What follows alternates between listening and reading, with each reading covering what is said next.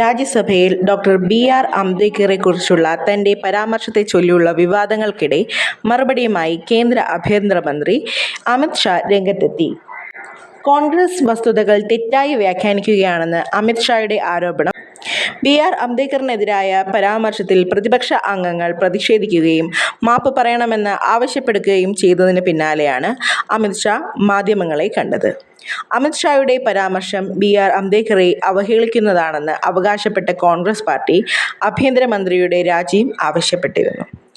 കോൺഗ്രസ് പാർട്ടിയെ സംവരണ വിരുദ്ധരും അംബേദ്കർ വിരുദ്ധരും ഭരണഘടനാ വിരുദ്ധരുമാണ് എന്ന് വിശേഷിപ്പിച്ച ഷാ, പാർട്ടി തന്റെ പരാമർശങ്ങൾ തെറ്റായി അവതരിപ്പിച്ചിരിക്കുകയാണെന്നും സമൂഹത്തിൽ തെറ്റായ ഒരു വിവരണം സൃഷ്ടിക്കാൻ ശ്രമിക്കുകയാണെന്നും അഭിപ്രായപ്പെട്ടു. കോൺഗ്രസ് ആണ് ബാബാ സാഹിബിനെ വെറുക്കുന്നതെന്നും അമിത് ഷാ പറഞ്ഞു. കോൺഗ്രസ് നേതാക്കൾക്ക് പലതവണ ഭാരതരത്നം നൽകിയിട്ടുണ്ട്. 1955 നെഹ്റു സ്വയം ഭാരതരത്നം നൽകി. 1971 ഇന്ദിര സ്വയം ഭാരതരത്നം നൽകി. 1990 ബാബാ സാഹിബിന് ഭാരതരത്നം ലഭിച്ചു. അന്ന് കോൺഗ്രസ് പാർട്ടി അധികാരത്തിലിരുന്നിരുന്നില്ല. ഭാരതീയ ജനതാ പാർട്ടിയുടെ പിന്തുണയുള്ള ഒരു സർക്കാർ ഉണ്ടായിരുന്നു. അംബേദ്കറിനോടുള്ള നെഹ്റുവിന്റെ വിദ്വേഷം എല്ലാവർക്കും അറിയാമെന്നും അമിത് ഷാ കൂട്ടിച്ചേർത്തു.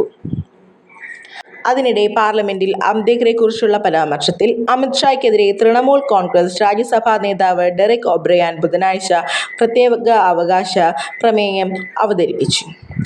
അമിത് ഷായെ രൂക്ഷമായി വിമർശിച്ച് കോൺഗ്രസ് അംബേദ്കറെക്കുറിച്ചുള്ള അമിത് ഷായുടെ പരാമർശം ദൗർഭാഗ്യകരമാണെന്നും കാവ്യ പാർട്ടിക്ക് ഭരണഘടനയിൽ വിശ്വാസമില്ലെന്നും കോൺഗ്രസ് അധ്യക്ഷൻ മല്ലികാർജ്ജുൻ ഖാർഗെ പറഞ്ഞു. ഇതിനിടെ രാജ്യസഭയിലെ പ്രസംഗത്തിൽ അംബേദ്കറെ അപമാനിച്ചു എന്ന കോൺഗ്രസിന്റെ ആരോപണത്തെ പ്രധാനമന്ത്രി നരേന്ദ്രമോദി ബുധനാഴ്ച പ്രതിരോധിച്ചിരുന്നു. ഭരണഘടനാ ശില്പിയെ അപമാനിച്ച പഴയ പാർട്ടിയുടെ ഇരുണ്ട ചിത്രമാണ് ആഭ്യന്തരമന്ത്രി യഥാർത്ഥത്തിൽ തുറന്നു കാട്ടിയതെന്നായിരുന്നു നരേന്ദ്രമോദി പറഞ്ഞത്. അമിത് ഷായെ പ്രതിരോധിക്കാൻ പ്രധാനമന്ത്രി മോദി 6 ട്വീറ്റുകൾ ചെയ്തു. എന്തായിരുന്നു ഇതിന്റെ ആവശ്യം? ബി.ആർ. അംബേദ്കറെക്കുറിച്ച് ആരെങ്കിലും തെറ്റായി പറഞ്ഞാൽ അദ്ദേഹത്തെ മന്ത്രിസഭയിൽ നിന്നും പുറത്താക്കണം. എന്നാൽ ഇരുവരും വളരെ അടുത്ത സുഹൃത്തുക്കളായതിനാൽ അവർ പരസ്പരം പാപങ്ങളെ പിന്തുണയ്ക്കുന്നു, മല്ലികാർജ്ജുൻ ഖാർഗെ വിമർശിച്ചു.